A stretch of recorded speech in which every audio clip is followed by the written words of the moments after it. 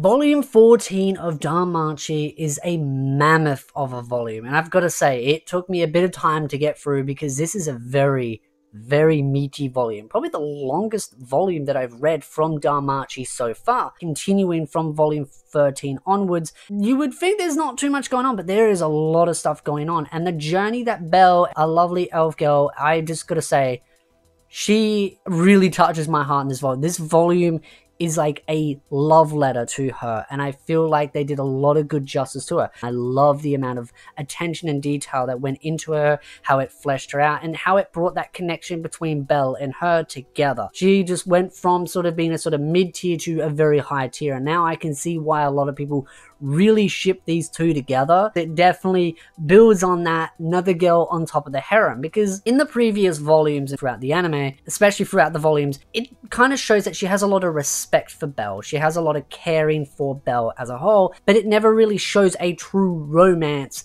going on. Belle is in love with Eyes, and that's always how it's going to be, but there are a lot of other girls that have feelings for Belle for obvious reasons of him sort of being the knight in shining armor. Her in particular, she didn't have heaps of feelings towards, more just respect and caring, and the affection was just basically kind of just making sure that he was taken care of, because he was definitely someone that went into a lot of situations blind and got into a lot of trouble and a lot of dangerous situations. But this really established the feelings that she had for him, the fact that he was willing to go up and beyond in protecting her from danger, and that romance really blossomed quite a lot in this volume, and it definitely really shows why she has feelings towards Belle. Though she never confesses properly, she does attempt to, but it kind of gets cut off. I do think it had a really nice touching ending, and it really just polished that story on a really nice touching end. It is by far probably one of my favorite volumes. It's a really hard pick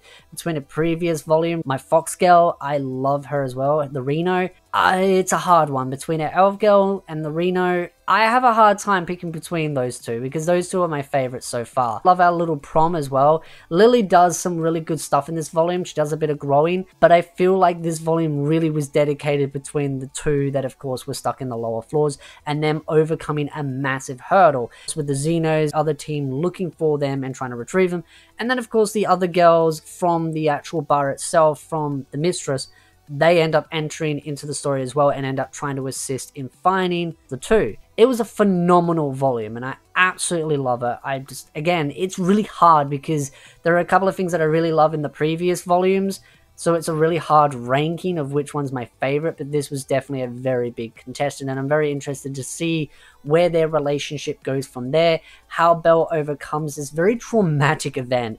I mean, this boy goes through one traumatic event after another, and you kind of feel like he would maybe be a little bit more hesitant or wanting to go into the dungeon, but I get the feeling he's going to be very gung-ho on going back into the dungeon. The Xenos play a really cool part as well. I really love the fact that the Xenos are able to be called in sort of a moment's notice to assist where needed. I did wonder in the previous volumes, and I did note that I wondered when they would play a part again, especially with how much of a big part they played in the previous arcs, and then them sort of going into sort of the shadows and them not really being talked about too much. I was really happy to see that the lower floors, they had them there, and there's some places even in the dungeon that they don't even explore due to just how dangerous it is, and yet they went into these areas that were extremely dangerous and unknown. It really showed just how much the stakes got raised, especially with the Colosseum. That's a sort of a new area that Belle find that they had to fight their way through it, and then they find this sort of little lake area. She got the mermaid girl again.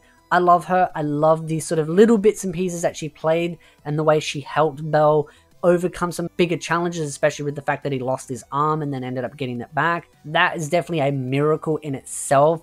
The fight at the end felt just absolutely climactic. It was a mammoth of a fight. I feel like that fight kind of tops the original fight that kind of made Belle what he was. I just feel like that was one massive hurdle that he had to have overcome, but it was more so for our elf girl that had to overcome that, because she had a lot of fear of this giant monster that sort of had raised the stakes. The fact that they had been beaten down and worn down to the brink of death, there was definitely a lot of things that they had to overcome, a lot of fears. And I felt like that's why I said what I said, where she definitely had a lot of baggage to deal with, a lot of emotional stuff to sort of pick away and sort of break those little shells.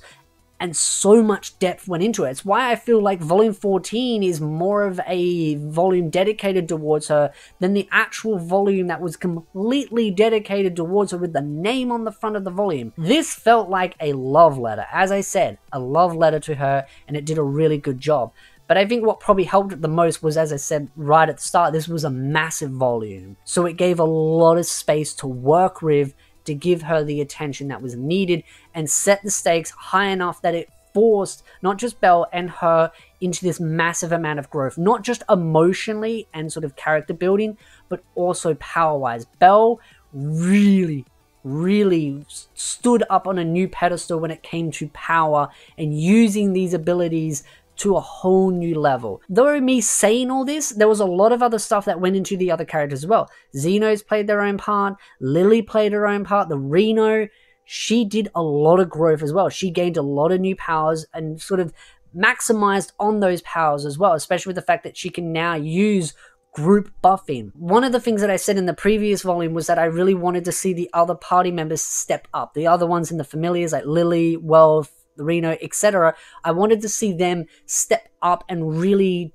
take a bit more of a growth role, because they have got a couple of levels behind and they're not as big on the power scale as, say, like Belle. Belle is just a powerhouse, and even though Belle is still growing massively, I really liked the way Lily definitely grew a lot in her actual skills of leading. Wealth is blacksmithing. That's going to be a story that I'm really excited to see how people react to that in the next volume, because the fact that Wealth made a actual magic blade or magic sword in the dungeon, one extreme to the other. Like, to make a magic sword is a gift in its own. To make a actual weapon in the dungeon is crazy enough as it is. Put both together, that's just god tier. I mean, Wealth is going to be remembered for the ages of that accomplishment itself. And I feel like one of the things that kind of made me wonder when reading it was that maybe it actually changes the blade if you make it in the dungeon rather than making it outside of the dungeon. Maybe if you try and make these weapons in the dungeon, it gives extra properties and extra power because of the life force that's maybe in the dungeon itself. Because obviously this dungeon is very much alive from top to bottom. There's a lot of moving components, and it heals and it grows new monsters, and when something's damaged, it grows and heals that back. So I'm very curious to see if in the further on volumes they maybe dabble into this whole concept of, if you make certain weapons, rare weapons like magic swords, but also other weapons that higher up blacksmiths can make in the dungeon, maybe it has increased properties. It's just something that I thought of that I'm wondering now, sort of going into the further on volumes, and I'm wondering how his original goddess is going to react to this, because he said he was going to do some crazy stuff, and to be honest, he accomplished something that is seen as a miracle. But as I was mentioning before, with the prom gaining new leadership skills and growing forward and being more proactive and not relying so much on Belle, you've also got the Reno. She definitely, as I said before, grew a lot. Of course, her buff base, the fact that it's now group based, it gives her a lot of advantages, but also mid-maxing the buff as well. The fact that she can use it so that she can give an individual wait a certain duration and then redo another one, so there's an extra. The fact that now she can also do the group based, and it just expands her power more and more and more. She is an absolute powerhouse. It just kind of makes me feel like that this group is almost sort of catching up to the Loki familiar group. Even though, yes, they are behind in the level scale, they have definitely got a lot of unique powers that they offer to the table. And I'm curious now how close Belle is to the next level. Even though he got a new level only recently, the things that he did in this dungeon were phenomenal. They were absolutely insane, the things that he did, and he overcame a lot of major hurdles. So I'm curious at how close he is getting to the next level, not necessarily if he is at the next level. I'd be really surprised if he actually hit another level this quickly. I think it would make a lot of heads roll, and I think it'd be a little bit too OP.